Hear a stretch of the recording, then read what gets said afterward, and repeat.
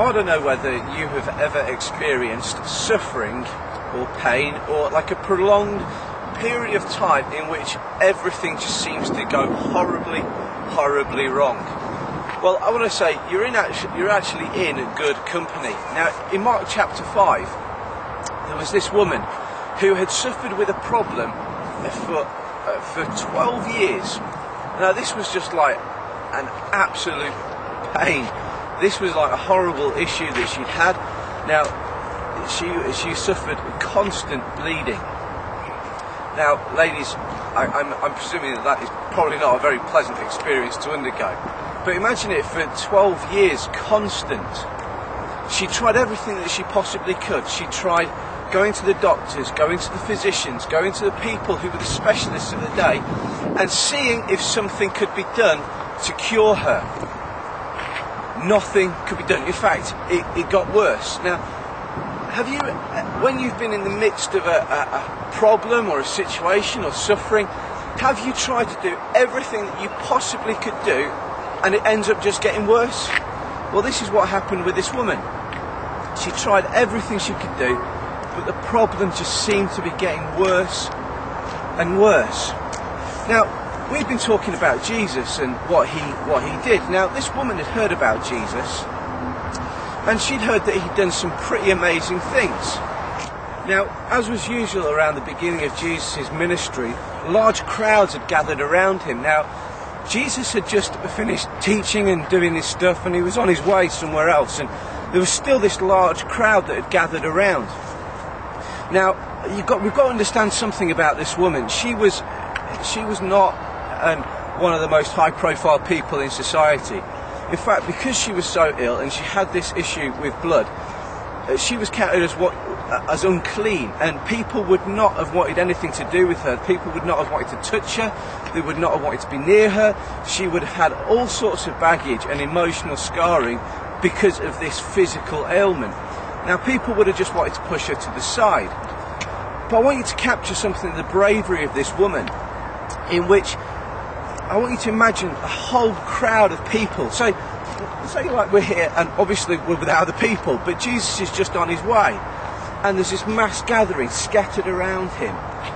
And this woman, so desperate to be healed, so desperate to be made right, somehow manages to battle her way through a crowd who would have pushed her aside, who would have sneered, who would have made comments, who would have imagine ringing the bell, unclean, unclean. They wouldn't have been impressed that she was trying to come amongst them.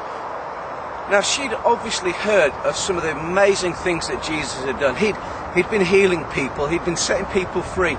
People who had long-standing illnesses were all of a sudden being made well because they'd encountered Jesus. Now, this woman, in her desperation, thought, well, I've got nothing else to lose. I may as well battle through this crowd. And even if I can just touch him, I know I will be made well. And so she did. She battled through the crowd. She touched his garment. She didn't even get to touch him. She touched his garment. And Jesus, surrounded by a whole host of people who no doubt had been touching him and bodying him and hustling and bustling, surrounded by his disciples who were trying to protect him, he says, somebody touched me. Hello? There's crowded around you, Jesus. There's people who are crowded around you. Of course you've been touched by somebody. But Jesus knew something different about this touch, something different about this woman who had stepped out in faith in a desperation to touch him and to be healed. Okay, so Jesus felt something go from him, some sort of power, some sort of strength. And immediately, this woman knew that something was different about her. That something happened in her body, something had changed, something had altered. Now, I want to notice a couple of things about that. That is, immediately that woman stepped out in faith. Immediately that woman put her, what we mean by faith is that trust, that belief that something could alter. Something happened when she turned to Jesus. Now, this has some ramifications for us in terms of our lives and how we approach stuff. If we're going to come to Jesus and want to see stuff change, then we have to come with a belief that stuff can change. Now, I believe that if we come to Jesus with an acceptance that he wants to, that he can step in and can alter our situations, he will. Now, it doesn't always happen in the way that we anticipate or expect. It doesn't always happen straight away, as in the case of this woman. But I believe that Jesus will intervene. Now, what about your life? Are you at that place yet where you're ready to put your faith? That means, that trust and that belief that Jesus can alter that which is in you and through you. Are you in that place where Jesus, as he said to the woman, now your faith has healed you, go in peace?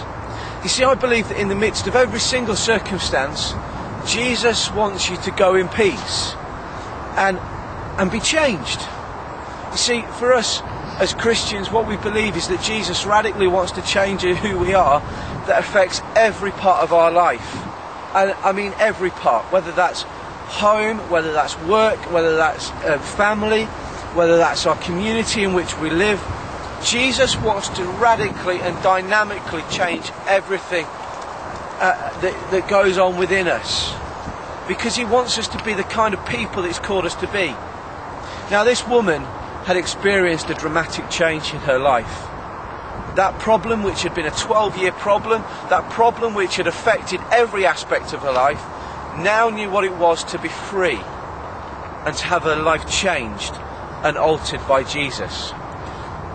I wonder, are you ready yet to step forward in faith and come to Jesus, believing that he can change you, make you well, and make you good, and change the very situations and circumstances of your life?